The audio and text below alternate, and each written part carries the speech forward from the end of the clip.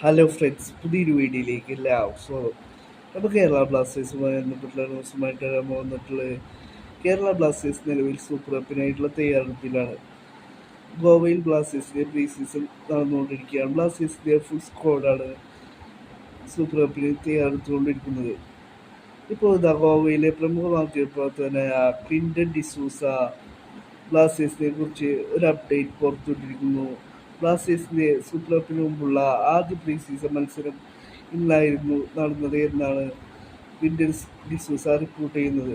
Clinton D'Souza അദ്ദേഹത്തിൻ്റെ social media അക്കൗണ്ടിലൂടെ മത്സരത്തിൻ്റെ ഒരു വീഡിയോ ക്ലിപ്പ് കൂടെ പങ്കുവച്ചിട്ടുണ്ട്.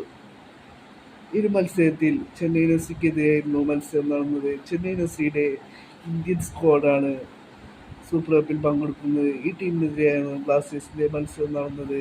ബ്ലാസ്റ്റേഴ്സ് 1-0 മത്സരം വിജയിച്ചു എന്നാണ് ഇപ്പോൾ ക്ലിൻറ്റൺ ഡിസൂസ റിപ്പോർട്ട് ചെയ്യുന്നത്.